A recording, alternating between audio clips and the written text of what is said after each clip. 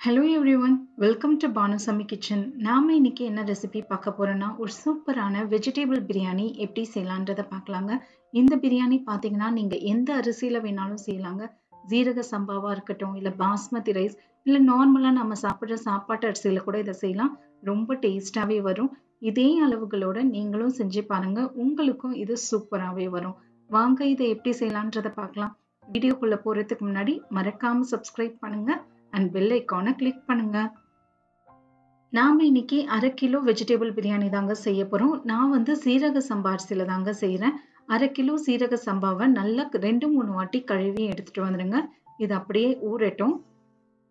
நாம இப்போ பிரியாணி செய்ய ஸ்டார்ட் பண்ணலாங்க. 1/2 கிலோ பிரியாணிக்கு ஒரு பெரிய பாத்திரம் எடுத்துக்கோங்க. இதுல 150 ml அளவுக்கு எண்ணெய் சேர்த்துக்கோங்க. எண்ணெய் நல்லா சூடானதுக்கு அப்புறம் 1 இன்ச்சு பட்டை, 4 ஏலக்காய், 6 கிராம்பு, 2 பிரிஞ்சி இலை, 1 அன்னாசி பூ சேர்த்துக்கோங்க. 300 கிராம் நல்லா ஸ்லைஸ் பண்ண வெங்காயத்தை சேர்த்துக்கோங்க. இது கூடவே கொஞ்சமா உப்பையும் சேர்த்துட்டு இந்த வெங்காயம் வந்து நல்லா செவந்து வர அளவுக்கு நம்ம வதக்கிக்கலாம். 500 கிராம் அரிசிக்கு 300 கிராம் வெங்காயம் சேர்த்துக்கோங்க. வெங்காயத்தை இந்த மாதிரி ஸ்லைஸா நறுக்கி தாங்க சேர்த்துக்கணும். பாருங்க, இந்த அளவுக்கு நல்லா வதக்கினா போதும். அடுத்து நாம இதுல தேவைக்கேற்ப காய்கறிகளை சேர்த்துக்கோங்க. ஒவ்வொரு காய்கறி பார்த்தீங்கன்னா ஒரு 1/2 கப் அளவுக்கு இருக்குங்க. பீன்ஸ், கேரட், அதுக்கப்புறம் நம்ம எந்த காய்கறி வேணாலும் அதை சேர்த்துக்கலாங்க. இது கூடவே ஒரு கைப்பிடி அளவுக்கு நறுக்கின கொத்தமல்லி தலையும் புதினாவும் சேர்த்துக்கோங்க. 3 பச்சை மிளகாவை சேர்த்துட்டு இதை 1 நிமிஷம் அந்த எண்ணெயிலேயே நல்லா வதக்கிக்கோங்க. எப்பவுமே புதினா, கொத்தமல்லி இதெல்லாம் எண்ணெயிலேயே வதக்கும் போதுதான் உங்களுக்கு பிரியாணிலேயே ஒரு நல்ல டேஸ்ட் கிடைக்கும். ஒரு கைப்பிடி அளவுனா ஒரு 1/4 கட்டு புதினாவும் கொத்தமல்லியும் எடுத்தாலே போதுங்க. பாருங்க, இந்த அளவுக்கு நல்லா வதக்குனதுக்கு அப்புறம் இப்ப நாம இதுல ஒரு 3 உருளைக்கிழங்கு இதுல நம்ம நறுக்கி சேர்த்துக்கலாங்க. உருளைக்கிழங்கு வந்து எப்பவுமே குண்டு குண்டா கட் பண்ணி சேர்த்துக்கோங்க. எப்பவுமே கேரட், பீன்ஸ் இதெல்லாம் வதக்குனதுக்கு அப்புறம் உருளைக்கிழங்கு சேர்த்துக்கோங்க, இல்லைன்னா குழஞ்சிடும். 1 நிமிஷம் இது நல்லா வதக்குனதுக்கு அப்புறம் இதுல நாம இஞ்சி பூண்டு விழுதை சேர்த்துக்கலாம். 4லேருந்து 5 டேபிள் ஸ்பூன் அளவுக்கு இஞ்சி பூண்டு விழுதை சேர்த்துக்கோங்க. சேர்த்துட்டு 1 நிமிஷம் இதை நல்லா வதக்கிக்கோங்க. அதோடைய பச்சை வாசனை எல்லாம் போற அளவுக்கு மிதமான சூட்லயே வச்சு வதக்கிக்கோங்க. இப்போ பாத்தீங்கன்னா இது நல்லா வதக்கியாச்சு பாருங்க. அடுத்து நாம இதுல மிளகாய் தூளை சேர்த்துக்கலாங்க. 1லேருந்து 2 டீஸ்பூன் அளவுக்கு மிளகாய் தூள் சேர்த்துக்கோங்க. இது கூடவே 1/2 டீஸ்பூன் மஞ்சள் பொடி சேர்த்துக்கோங்க. தேவைக்கேற்ப உப்பு சேர்த்துக்கோங்க. இந்த காய்கறிக்கு தேவையான அளவுக்கு உப்பு மட்டும் இப்ப சேர்த்துட்டு 1 நிமிஷம் இதை நல்லா வதக்கிக்கலாம். அடுப்பத்தையும் மிதமான சூட்ல வச்சுக்கோங்க, இல்லைன்னா மிளகாய் தூள்லாம் கருகிடுங்க. இதுல கரம் மசாலா பொடி எதுவுமே சேர்க்காதீங்க. வெறும் மிளகாய் தூளுடைய காரம், மற்ற கரம் மசாலா, ஹோல் கரம் மசாலாவுடைய ஃப்ளேவரே நல்லா இருக்கும். நீங்க பிரியாணி மசாலா எதுவுமே சேர்க்க வேண்டாங்க. 1 நிமிஷம் வதக்குனதுக்கு அப்புறம் இதுல 1 கப் அளவுக்கு மீல் மேக்கரை சேர்த்துக்கோங்க. இது கூடவே ஒரு 1/2 கப் அளவுக்கு பட்டாணி சேர்த்துக்கோங்க. சப்போஸ் உங்ககிட்ட மீல் மேக்கர் இல்லைன்னா விட்டுருங்க. மீல் மேக்கர் சேர்க்காம கூட செய்யலாங்க. சேர்த்துட்டு 1 நிமிஷம் இதை நல்லா வதக்கிக்கலாம். இப்ப பாத்தீங்கன்னா இது நல்லா வதக்கியாச்சுங்க. ஒரு 1லேருந்து 2 நிமிஷம் அந்த எண்ணெயிலேயே நல்லா வதக்கிக்கோங்க. அடுத்து நாம இதுல தயிரை சேர்த்துக்கலாங்க. ஒரு 100 ml அளவுக்கு தயிரை சேர்த்துக்கோங்க. தயிரை சேர்த்துட்டு இதை மிதமான சூட்ல இதை நல்லா வதக்கிக்கலாம். ஏன்னா தயிர் சேர்க்கும் போது அடுப்பு தீயை மிதமான சூட்லயே வச்சுட்டு இது 2 நிமிஷம் நல்லா வதக்கிக்கோங்க.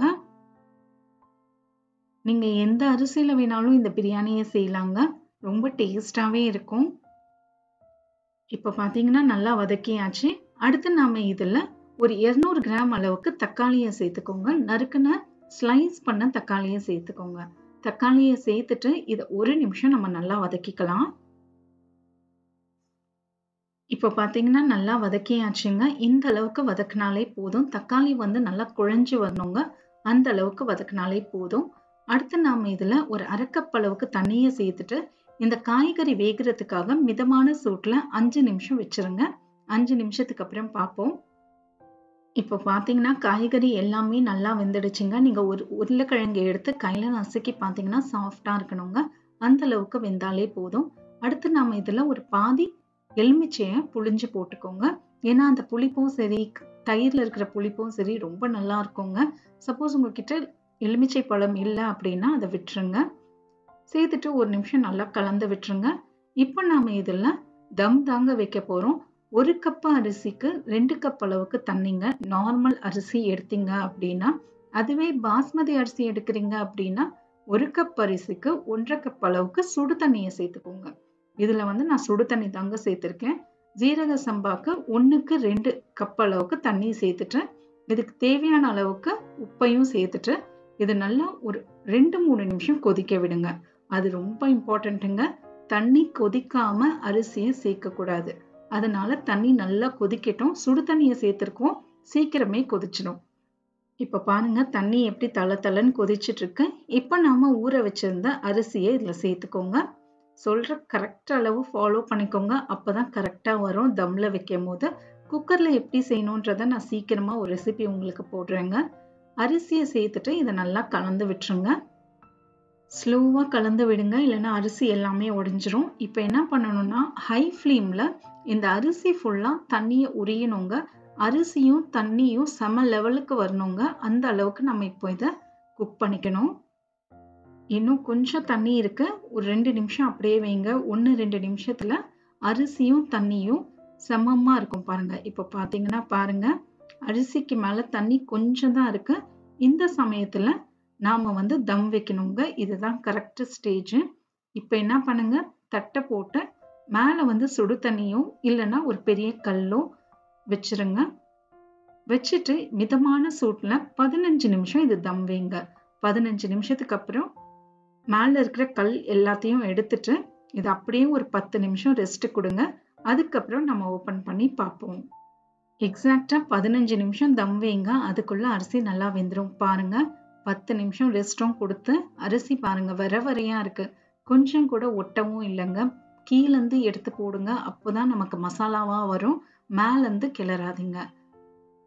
ரொம்ப சூப்பரா டேஸ்டா இருக்குங்க. கடையில வாங்குற பிரியாணியை விட இது அந்த அளவுக்கு டேஸ்டா இருக்கும்.